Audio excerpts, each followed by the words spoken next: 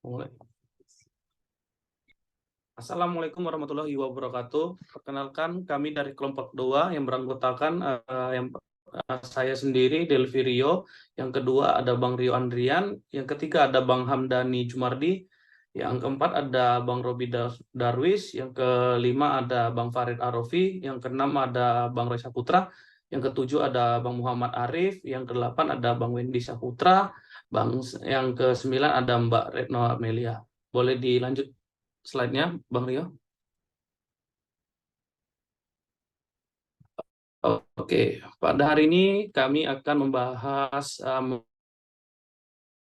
atau mempresentasikan topik tentang penilaian dan pendapat dari pengaruh ChatGPT terhadap proses akademi di Universitas Ibnu Sina Batam. Oke, untuk yang slide pertama akan dibacakan oleh Bang Rio Andrian. Baik, terima kasih Bang Del. Poin pertama, statistik.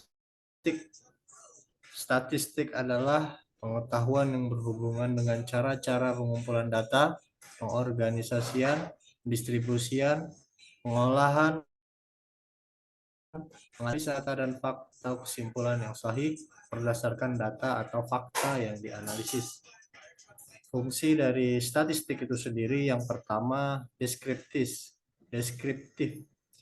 yaitu statistik yang berfungsi untuk memahami, mendeskripsikan, menerangkan data, peristiwa yang dikumpulkan dalam suatu penelitian, penyelidikan, dan tidak sampai pada generalisasi atau pengambilan kesimpulan mengenai populasi yang diselidiki. Yang kedua, inferensial, yaitu statistik yang berfungsi untuk meramalkan dan mengontrol mengenai keseluruhan dan populasi berdasarkan data atau gejala dan peristiwa yang ada dalam suatu penelitian. Karena itu, bagian ini dimulai dengan adanya estimasi hipotesis.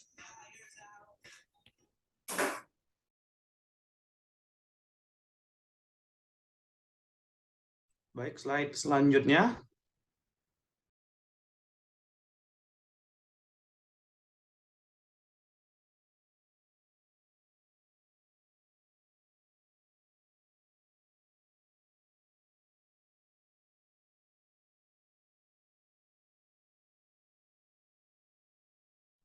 Bang Hamdani.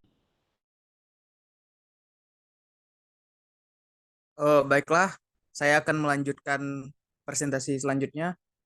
Yang pertama yaitu tujuan statistik. Yang pertama, mendeskripsikan, menerangkan data mengenai populasi yang diselidiki. Yang kedua, populasi yang luas kepada ukuran yang lebih pantas untuk dipahami. Yang ketiga, menetapkan pada kondisi bagaimana suatu hipotesis dapat digunakan atau membantu dalam melakukan sesuatu. Yang keempat, menyediakan suatu estimasi atau model mengenai nilai-nilai yang tidak diketahui berdasarkan data yang ada di tangan atau diselidiki. Yang kelima, menyediakan suatu estimasi mengenai suatu akibat dari suatu hipotesis yang diterima yang digunakan sebagai dasar dalam membuat suatu keputusan yang akan dijalankan.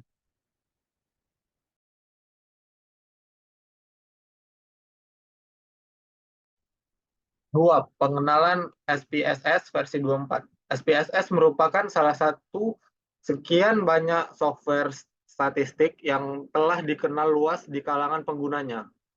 Di samping masih banyak lagi software statistik lainnya seperti Minilab, Sistes, Microstat, dan masih banyak lagi. SPSS sebagai sebuah tools mempunyai banyak kelebihan. Berikut adalah tampilan dari SPSS versi 24, seperti pada gambar berikut ini.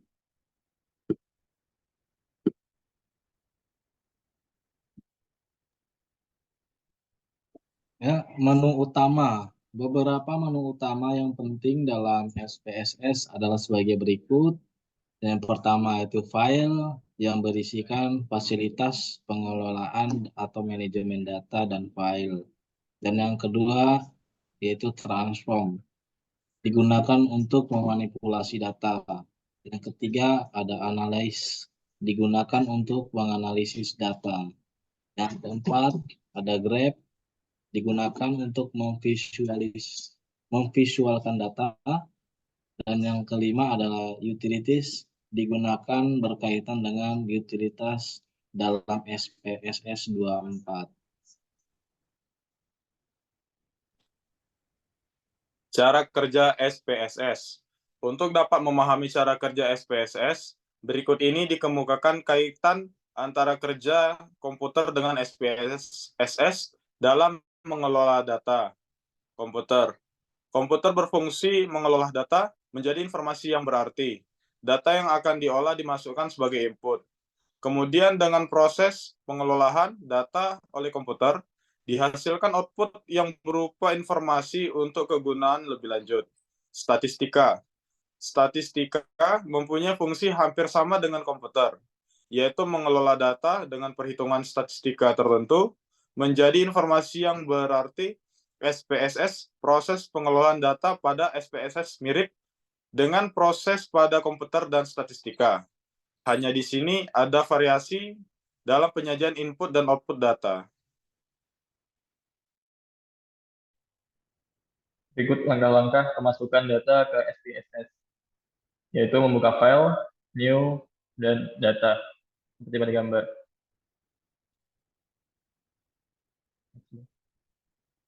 Langkah berikutnya adalah membuat nama untuk setiap variabel baru.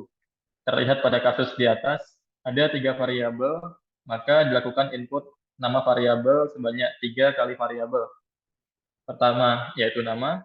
Langkah pemasukan variabel nama yaitu klik mouse pada set variable view, mendefinisikan variabel nama. Yang pertama, nama sesuai dengan kasus. Letakkan pointer pada kolom nama dan ketik nama. Yang kedua yaitu type, karena nama merupakan data string atau kualitatif. Maka klik kotak kecil di kanan tersebut, pilihlah tipe string. Yang ketiga yaitu white, untuk seragaman ketik 15. Hal ini berarti nama seseorang hanya dimasukkan sebanyak 15 karakter saja. Desimal. Karena tipe data adalah string, maka otomatis tidak ada desimalnya. Yang terakhir yaitu label. Label adalah keterangan untuk nama variabel yang dapat disertakan atau tidak untuk keseragaman. Klik ganda pada sel tersebut dan ketik nama mahasiswa.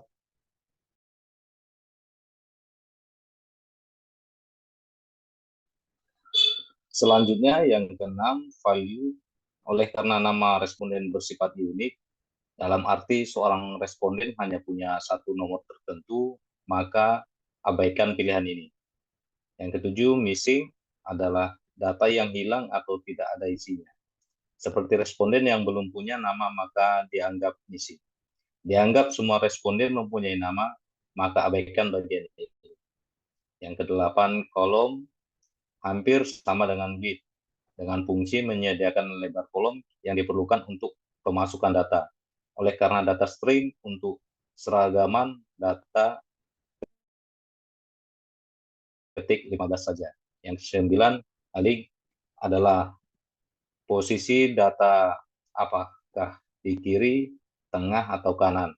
Untuk memilih, tempatkan pointer pada sel tersebut. Buka kontak combo, dan untuk seragaman pilihan center. Yang ke-10, measure adalah hal yang penting dalam SPSS karena menyangkut tipe data variabel yang nantinya menentukan jenis analisis yang digunakan.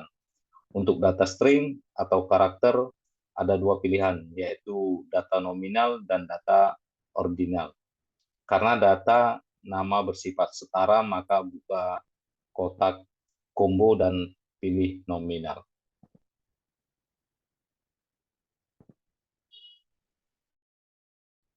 Oke, baik. Sekian dan terima kasih. Kami dari kelompok 2 ingin meminta maaf jika ada kata-kata yang salah dalam presentasi ini. Wassalamualaikum warahmatullahi wabarakatuh. Waalaikumsalam.